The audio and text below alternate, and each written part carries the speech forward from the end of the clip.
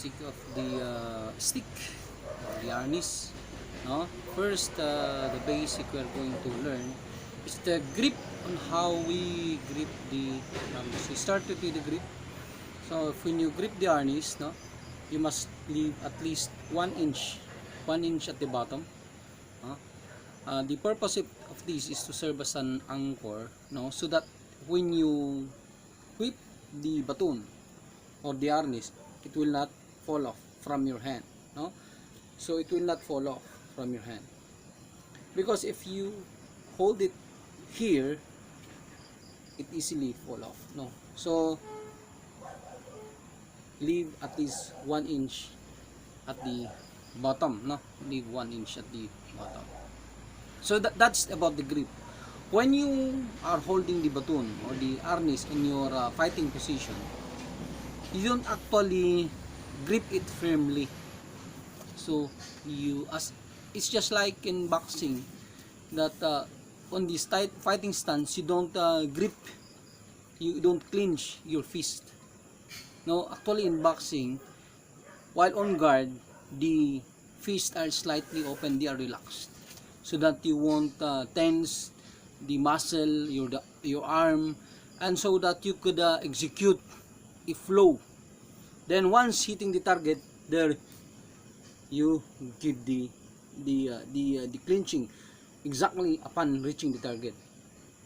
See, open, just like the harness, no, or the baton. So don't grip it too tightly, because your movement will be telegraphic. It will be slow if the hands are firm, no. But if you feel as if the opponent will hit you and you need to block using your baton, then you have to grip. Every time the harness or baton gets contact, no, you have to grip it hard.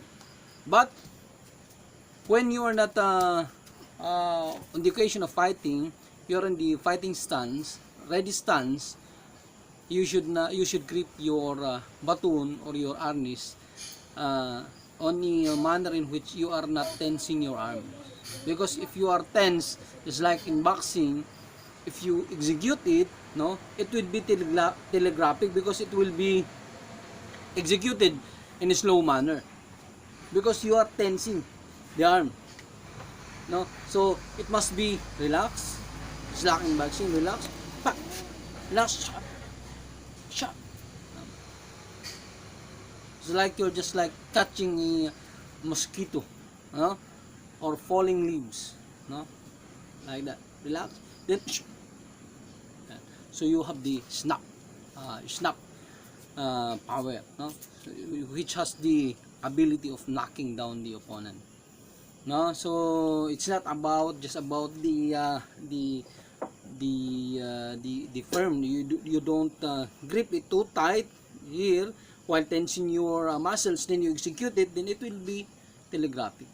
Your movement will be slow, ma. As you move, as you attempt to strike your baton, if you grip it too firmly, the body movements, you have big body movements, so it could be telegraphic. The opponent can see, they can attack you, or they can execute their counters, or they can move away. So that is the important manner on holding your baton or your harness. One purpose of this is not just to serve as an anchor, so that it will not fall off from your hand when you hit an object, is that this could also serve, no, as a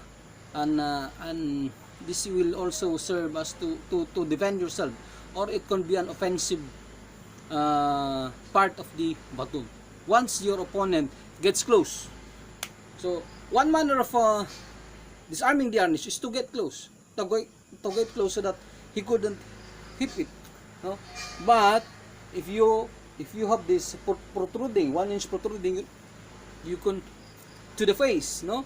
If he's holding your slightly, no, see, to the face, no. So, or you can also use this to hook But if he has the knife, the knife also, you can use this to hook the knife or to parry the kicking feet. Huh? Rather than just parrying with your bare hands, you parry it with this one. Pa, pa. You execute your strike. So that is the very basic in using any stick or or the arnis or any similar implements in fighting, such as the bolo, also the bolo, which is common in the common use by uh, uh, ordinary people on occasion that they fight with other people, no, which is not planned. That's why we are learning this, no. So that is the very basic of the harness. First, the holding of the harness. Now we will go to the striking and then the positioning of the harness, no. So first of all, we must have to think, what is the purpose of, why do you hold harness, why you hold stick?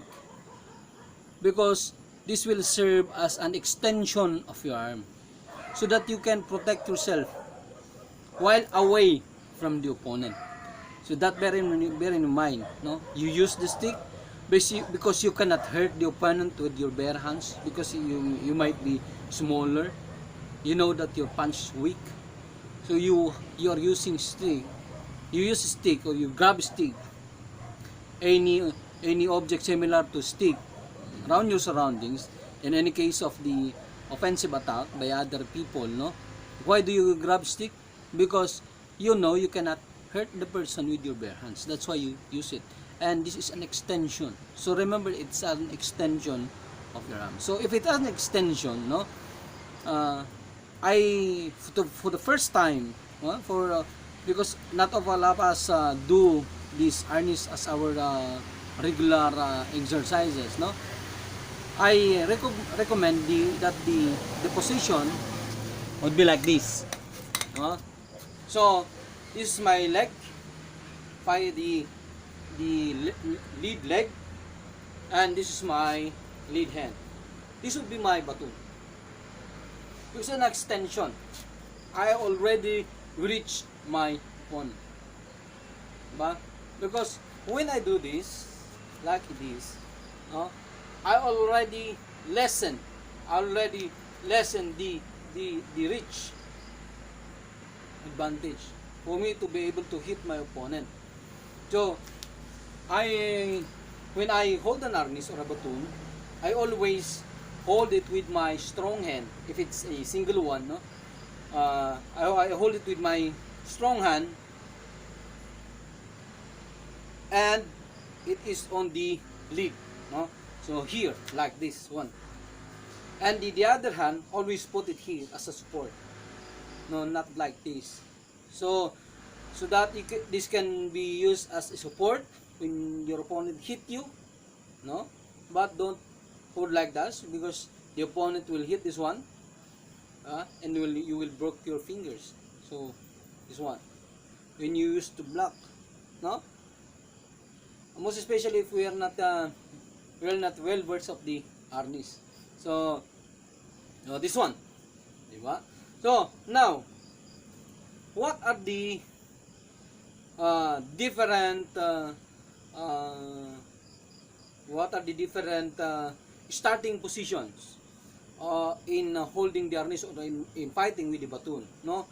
This is the one, no, in which we put it in front of us. Why do we do like this? Because we want to confuse our opponent, no, covering our face, so he would not be able to select any target, no, or better target. So we do like this.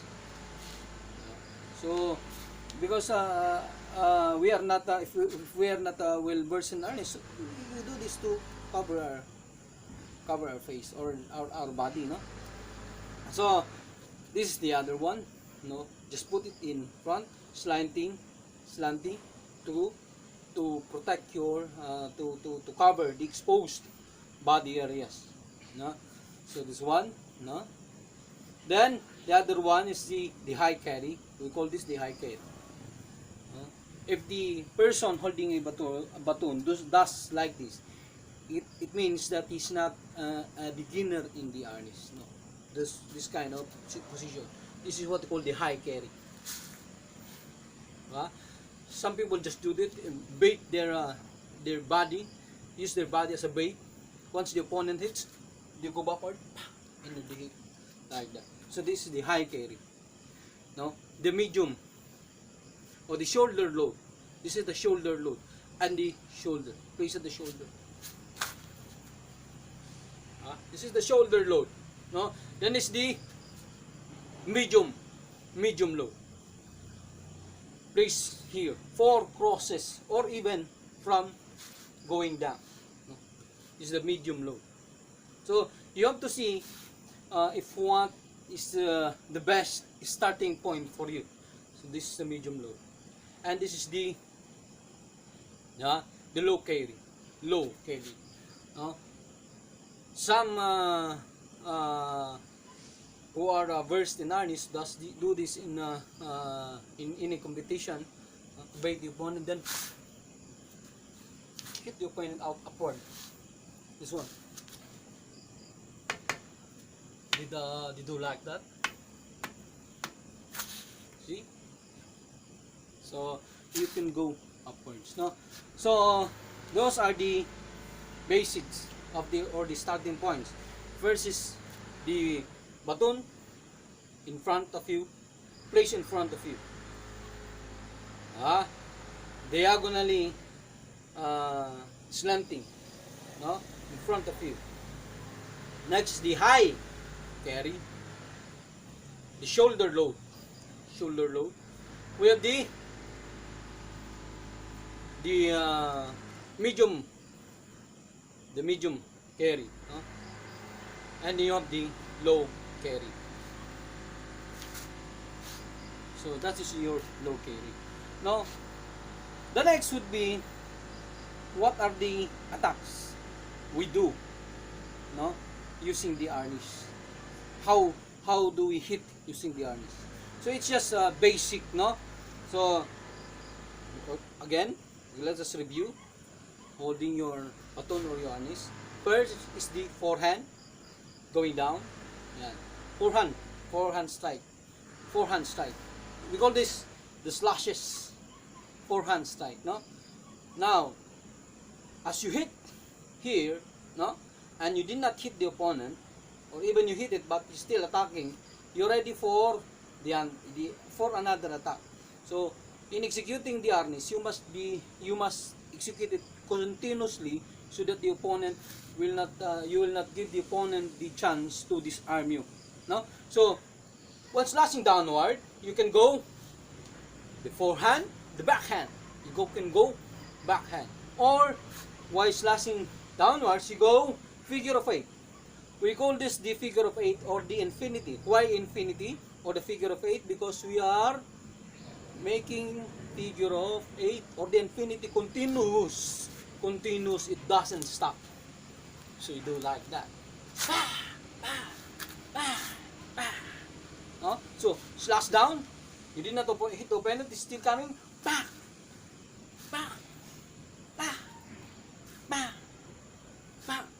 So that is the first strike. No? Then we have the backhand. You can also do the infinity.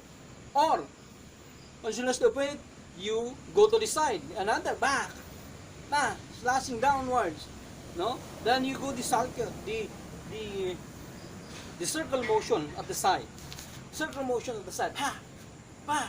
Or, once you hit, you go up. No? You hit, you go up. See? You hit, you go up. So those are the basic attacks we use in striking. So those are the slashes. You can also use the cross slashes. Forehand, the backhand. So hitting the side, go. Hitting the side, or you can do mixtures, pak, pak, pak, pak. So, but to tell you frankly, once you hit the opponent, good with the baton. And one important matter is that when you hit the opponent, when you use the baton, no, always hit the target. You hit the target with this portion, the top portion, not the middle. No? This is just like a kick. No, when your opponent kicks you, boom, and you're hit by this portion of the legs, you'll get hurt. But if you move close to the opponent and the kick, and you will be hit by this with the kick. No, it has no force. No, so that's what I do every time I do sparring or any event in kickboxing or Muay Thai. I get close. If I see him, I was able to telegraph the kicks. I get close. Execute this one because I will not be receiving the kick at the top portion. This is where the power, the torque is, no? Just like in the Arnis or in the baton. So you hit it with this one. So cross slashes. So those are the slashes. Forehand, the backhand. Forehand, the backhand. So those are the basic of the Arnis. So you do not need to enroll or in any gym, so you could harness this. If you have no time, you just buy your own baton or your stick, no? Practice at home. You pile a tire, use tire, then you whip that daily. Because it is not too simple to hit someone using the baton. Because if you don't know the impact of it, once you hit it here, you hit the target with the top portion of the baton, the tip of the baton, the power generated will recoil here. So if you do not know how to hold the Arnis, upon hitting the opponent, you can slip you can let go of the baton. So you must know how it feels to hit. So you have to practice it with the tire. The best thing to apply or to practice it at home is the tire, the used tires. You hit it, because there is the recoil. You have to control the recoil returning, because once you hit this one, power will be generated here, forcing the Arnis to be removed from your hand. So you have to know how to handle, just like the firearm, no? So when you use the pistol, no, we have the recoil because of the force of the bullet coming out from the muzzle of the gun, no? If there is the force moving forward, there will be force generated moving backwards, no? So we know that, you studied that during your science, no? So we have to control, we have to counter the recoil of the baton once we hit the target. So please do it. You try to hit something, no? I prefer the rubber or the used tire, no? So because you can feel the recoil because it's a rubber, no? So that's the most important thing, no? So those are the slashes, no? The slashes. And next would be the thrust. So you can hit your opponent by thrust, like this, and upward thrust, forward thrust. You can do a forward thrust, so on. So while standing, and you see that your opponent has bad intentions and he tries to charge you, see,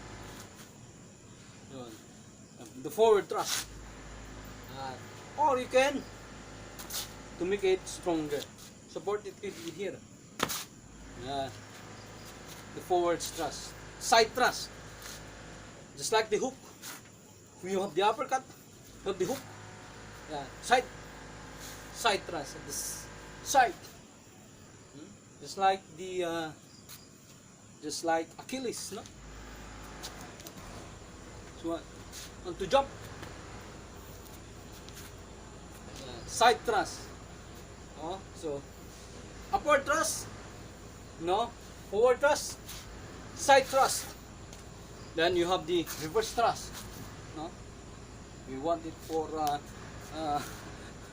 if you want some exhibition, no, you can do it for upward thrust. But I just prefer this one.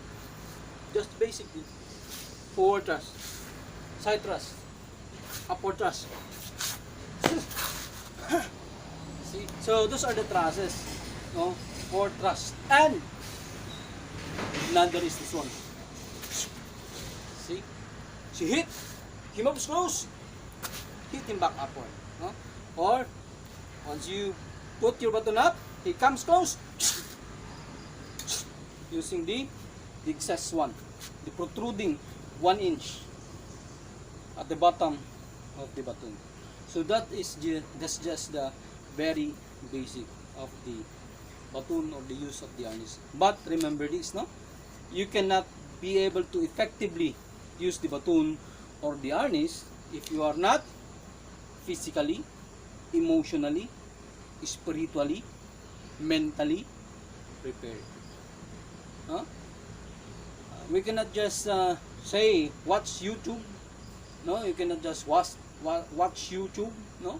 Then practice at home, and then you say you can survive. You must be able to study, learn, no? What's happening in around your surroundings, no? What's happening in your community around you. You must be well oriented. What violence is, no?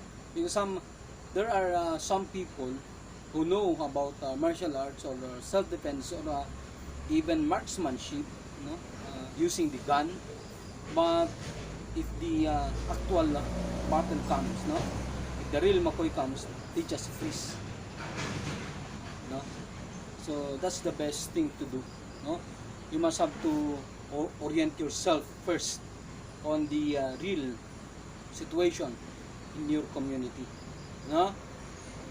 You must have to widen your knowledge about what is violence and what is the effect of violence in the community. No? I'm not saying that you must have to be violent, but you must be physically, mentally, emotionally prepared of encountering violence.